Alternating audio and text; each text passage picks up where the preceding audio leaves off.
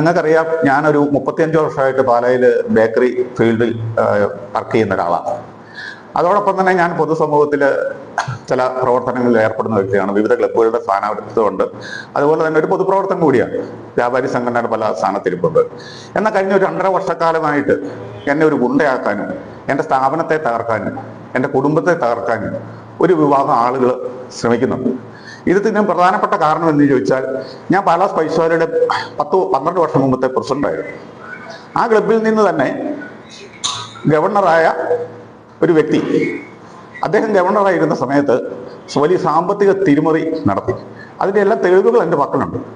ആ സാമ്പത്തിക തിരിമറി നടത്തിയതനുസരിച്ച് ഇന്നത്തെ ധനകാര്യമന്ത്രി ബാലഗോപാൽ സാറിന് ഞാൻ പരാതിയും കൊടുത്തിട്ടുള്ളൂ. ഇതിനുശേഷം ഇവര് ഏതാണ്ട് നിരവധി തവണ വിവിധ കാരണങ്ങളാൽ ദുബായ് സന്ദർശിച്ചു.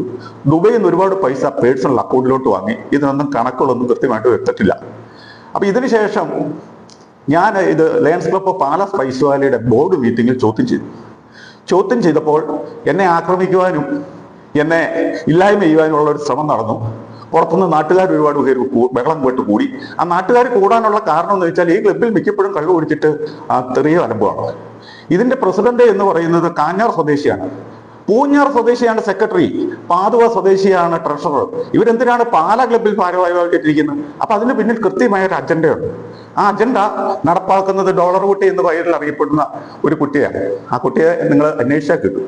പിന്നെ ഒരാളെന്ന് പറഞ്ഞ് എന്നെ തകർക്കാൻ ശ്രമിക്കുന്നതിന് നേതൃത്വം കൊടുക്കുന്നത് ഈ ഡോളർ കുട്ടിയാണ്.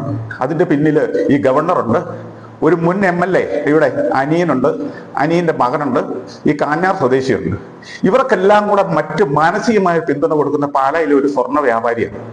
സ്വർണ്ണ വ്യാപാരിക്ക് എന്നോടുള്ള വിരോധം എന്ന് പറയുന്നത്, എനിക്കെതിരെ വധശ്രമം നടന്നതിന് ശേഷം എനിക്ക് സുരക്ഷാ ഭീഷണി ഉണ്ടെന്ന് ഗവൺമെന്റിന് ബോധ്യപ്പെട്ട അടിസ്ഥാനത്തിൽ എനിക്കൊരു പിസ്റ്റൾ ലൈസൻസ് കിട്ടി. ഈ പിസ്റ്റൾ എൻ്റെ കയ്യിലുണ്ട്. ഞാൻ നിരവധി യാത്രകൾ ചെയ്യുമ്പോൾ എന്നെ പലതവണ ആളുകൾ ഫോളോ ചെയ്തിട്ടുണ്ട്. ഇതൊക്കെ പോലീസിന് അറിയാവുന്നതുകൊണ്ടാണ് എനിക്ക് പിസ്റ്റൾ ലൈസൻസ് കിട്ടിയത്. സ്വർണ്ണ വ്യാപാരിക്ക് എൻ്റെ പിസ്റ്റൾ ലൈസൻസ് കളയണം, കാരണം അദ്ദേഹത്തിന് പിസ്റ്റളുണ്ട്. ഇതാണ് ഇതിന്റെ പിന്നിലുള്ള കളി. അതിന് കൂട്ടിയിണക്കുന്നത് ലയൺസ് ക്ലബിലുള്ള വിഷയം ഉണ്ടാക്കിയാണ്. അങ്ങനെ ഞാൻ തോക്ക് ചൂണ്ടി എന്നും പറഞ്ഞ് പാലാ പോലീസിൽ ഒരു FIR ഇടിച്ചു. പാലാ ആ വിഷയം നടന്ന അന്ന് അവിടെ 32 പേര് മീറ്റിംഗിൽ പങ്കെടുത്തിട്ടുണ്ട്. 32 പേര് മിനിറ്റ്സിൽ ഒപ്പിട്ടിട്ടുണ്ട്. അന്നിരുന്ന DYSPയോടും CAയോടും ഞാൻ പറഞ്ഞു, നിങ്ങൾ ഈ 32 പേരോട് ചോദിച്ചിട്ട് FIR ഇട്ടോ, എനിക്ക് കുഴപ്പമില്ല, ഞാനത് ചൂണ്ടിയതാണെങ്കിൽ എൻ്റെ ലൈസൻസും കളഞ്ഞു. പക്ഷെ ഇതൊന്നും കേൾക്കാതെ തന്നെ അവർ FIR ഇട്ടു. കാരണം മുകളിൽ നിന്ന് നിർദ്ദേശം ഉണ്ടെന്നാണ് പറഞ്ഞത്. FIR ഇട്ടു. FIR ഇട്ടതിന് ശേഷം ഇവര് ലയൺസ് ക്ലബ് പാലാ സ്പൈസ് വാലിയുടെ ലെറ്റർ ഹെഡിൽ ജില്ലാ കളക്ടർക്ക് പരാതി കൊടുത്തു, ഞാൻ തോക്ക് ചൂണ്ടിയെന്ന് പറഞ്ഞു. അങ്ങനെ ജില്ലാ കളക്ടർ എൻ്റെ തോക്ക് ലൈസൻസ് റദ്ദ് ചെയ്തു. റദ്ദ് ചെയ്തപ്പോൾ ഞാൻ ഈ തോക്ക് കൊണ്ടുപോയി ഡിപ്പോസിറ്റ് ചെയ്തു. അതിനുശേഷം ഞാൻ അപ്പീൽ അതോറിറ്റിക്ക് പരാതി കൊടുത്തു, എൻ്റെ തോക്ക് ലൈസൻസ് ഇങ്ങനെ കാരണമായി കളഞ്ഞു എന്നും പറഞ്ഞു. അപ്പീൽ അതോറിറ്റി ഒരു കൗൺസിലാണ്, IAS കൗൺസിലിന് ഞാൻ ഇങ്ങനെ ഇത് കൊടുത്തു. കൗൺസില് അദ്ദേഹത്തിന്റെ ഒരു 6 മാസം ഈ ഫയൽ അവിടെ പെൻഡിങ് ആയിരുന്നു. അപ്പൊ അതിനെതിരെ ഞാൻ ഹൈക്കോടതിയിൽ പോയി ഡയറക്ഷൻ മേടിച്ചു. ഹൈക്കോടതി ഓർഡർ ഇട്ടു, ഈ ഫയലിൽ എത്ര പെട്ടെന്ന് തീരുമാനം എടുക്കാൻ പറഞ്ഞു. അതിന് തീരുമാനം എടുക്കാൻ പറഞ്ഞപ്പോൾ അദ്ദേഹം കളക്ടർ എടുത്ത തീരുമാനം ശരിയാണെന്നും പറഞ്ഞ് വിട്ടു. ഞാൻ അതിന് വീണ്ടും ഹൈക്കോടതി പോയി ഹൈക്കോടതി കേസ് പരിഗണിച്ചപ്പം ഇതിനകത്ത് വാസ്തവമായിട്ട് ഒന്നുമില്ല എന്ന് മനസ്സിലായി. കാരണം 28 വർഷമായിട്ട് എൻ്റെ പേരിൽ ഒരു പെറ്റി കേസ് പോലും ഇല്ല. അപ്പൊ ഹൈക്കോടതി ഇത് മനസ്സിലാക്കിയതിന് ശേഷം ഹൈക്കോടതി പോലീസിനോട് റിപ്പോർട്ട് ചോദിച്ചു. പോലീസ് റിപ്പോർട്ട് കൊടുത്ത് ഹൈക്കോടതിക്ക് സ്വീകാര്യമായില്ല. അപ്പൊ വിശദമായ സ്റ്റേറ്റ്മെന്റ് പബ്ലിക് പ്രോസിക്യൂട്ടറോട് പറഞ്ഞു, വിശദമായ സ്റ്റേറ്റ്മെന്റ് എഴുതി തരണമെന്ന് പറഞ്ഞു. ആ വിശദമായ സ്റ്റേറ്റ്മെന്റ് കേട്ടതിന് ശേഷം ഒരു 14 ദിവസത്തിനും കോടതി അതിന് വിധി പറയും. അതിനുശേഷം അടുത്ത വിഷയം എന്ന് പറയുന്നത് ഈ കഴിഞ്ഞ ഓണ ദിവസം ഞാൻ എൻ്റെ ഫ്രണ്ട്സിന്റെ വീട്ടിലായിരുന്നു, ഫാമിലിയായിട്ട്. ഞാൻ വൈകിട്ട് 7:30 ആയപ്പം എൻ്റെ ബേക്കറിയിലോട്ട് കയറി ചെല്ലുമ്പോൾ കാണുന്നത് അന്യ സംസ്ഥാന തൊഴിലാളികളായ 8 പേര് എൻ്റെ കടയിൽ നിൽക്കുന്ന കുട്ടികളെ പേടിപ്പിക്കുകയാണ്. ഇവർ 8 പേരും മദ്യപിച്ചിട്ടുണ്ട്. ഉടനെ ഞാനിത് അവരെ പിടിച്ചു കഴിഞ്ഞപ്പോൾ ഒരു പയ്യൻ എനിക്ക് ഒരു തട്ട് തട്ടിയിരുന്നു, ഒരു 17 വയസ്സുള്ള പയ്യൻ. അന്നേരം ഞാൻ അവനെ പിടിച്ച് തള്ളി. ഒന്നീ വെയിറ്റ് ഷെഡ് നിന്ന ആളുകൾ മുഴുവൻ ഇങ്ങനെ കൂടി, ഒരുപാട് പേര് കൂടി. കാരണം എല്ലാവരും എന്നെ അറിയുന്നവരല്ലേ, എൻ്റെ കടയിൽ ബേക്കാളുകൾ കഷ്ടണം. ഇതിനിടയിൽ ഭയങ്കര ഒന്നും തള്ളും ബഹളമായി. ഞാൻ പാലാ പോലീസിൽ വിവരം അറിയിച്ചു, CA വിളിച്ചു. CA ഉടനെ ഒരു 20 മിനിറ്റ് കഴിഞ്ഞപ്പോഴാണ് ഒരു വണ്ടി പോലീസ് വരുന്നത്. പോലീസ് വന്നു, ഇതിന്റെ മെയിൻ തലവനെ പിടിച്ച് ഞാൻ ഷട്ടർ അടച്ച് ഇതിനകത്ത് ഇട്ടായിരുന്നു. അതിനുശേഷം പോലീസ് ഇവനെ കൊണ്ടുപോയി. ഇതിനിടയിൽ ഒരു മലയാളി കയറി വന്നിട്ട് ഈ ബംഗാളികളെ സപ്പോർട്ട് ചെയ്ത് സംസാരിക്കും. യവൻ ഉണ്ടെന്നാണ് ഇവരെന്ന് അപ്പോഴാണ് നമുക്ക് മനസ്സിലായത്. ഇവനിട്ട് നാട്ടുകാർ കൈകാര്യം ചെയ്തു. ഇവൻ എന്ത് ചെയ്തു?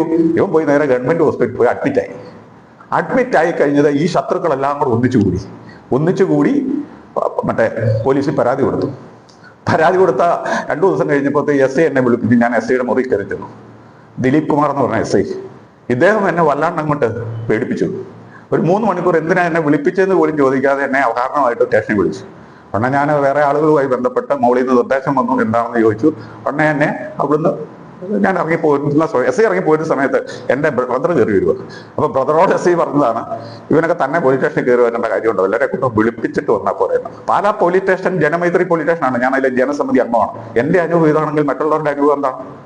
അപ്പൊ ഇതൊക്കെ ഒരു വലിയ ഗൂഢാലോചനയുടെ ഭാവമാണ്. അപ്പൊ അതനുസരിച്ച് ഞാൻ നേരെ ട്രിവാൻഡ്രത്ത് കൊണ്ടുപോയി മുഖ്യമന്ത്രിക്കും DGPക്കും ADGPക്കും ഒക്കെ പരാതി കൊടുത്തിട്ടുണ്ട്. അതിന്റെ പേരിൽ എൻക്വയറി നടക്കും. ഞാൻ പറഞ്ഞത്, ഒരു ടീം എന്നെ ഏതെങ്കിലും രീതിയിൽ അകത്താക്കുമെന്നാണ് ഇവർ പറഞ്ഞിരിക്കുന്നത്.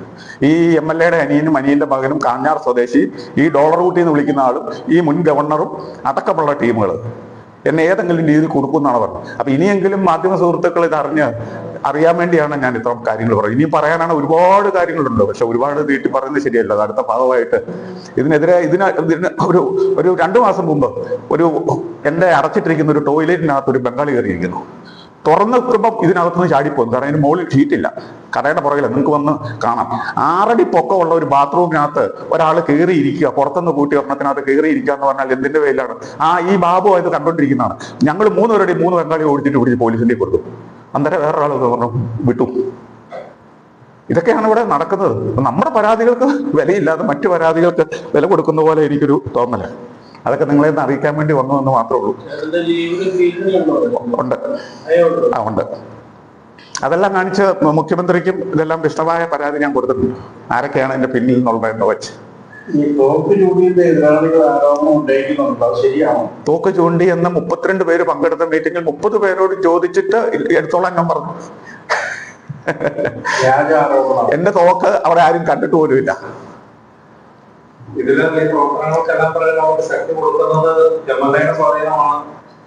എന്ന് എനിക്ക് പറയാൻ പറ്റില്ല. MLAയുടെ അനിയനാണ്, അനിയന്റെ മകനുമാണ്. അപ്പൊ അതിനകത്ത് MLAക്ക് പങ്കുണ്ടോ ഇല്ലെന്ന് എനിക്കറിയില്ല. ഞാൻ ആരോപണം ഉന്നയിക്കുന്ന കൃത്യ വിഷൽ ഉണ്ട്. ആ വിഷൽ ഞാൻ നിങ്ങൾക്ക് തരാം. മുൻ MLA പറയുന്നത് ശരിയല്ലല്ലോ. എല്ലാരെയും ഉപദ്രവിക്കുന്ന ആളാണ് അദ്ദേഹം. ആരും തന്നാണെന്ന് ഇഷ്ടമല്ല. ഒരാൾ നല്ല രീതിയിൽ നടക്കുന്നത് കണ്ടാൽ ഇവിടെ എങ്ങനെ തീർത്ത് കളയാന്ന് പറയുള്ളൂ. അപ്പൊ ആളാരെന്ന് നമുക്ക് മനസ്സിലായി കാണുമല്ലോ. എല്ലാവരോടും പകയോടെ എന്നുള്ള വ്യാപാരി അറിയാം. മുനിസിപ്പൽ കൗൺസിലർമാര് ഈ ഗ്യാങ്ങിലുണ്ടോ? എനിക്കങ്ങനെ ഇന്നുവരെ അനുഭവപ്പെട്ടിട്ടില്ല.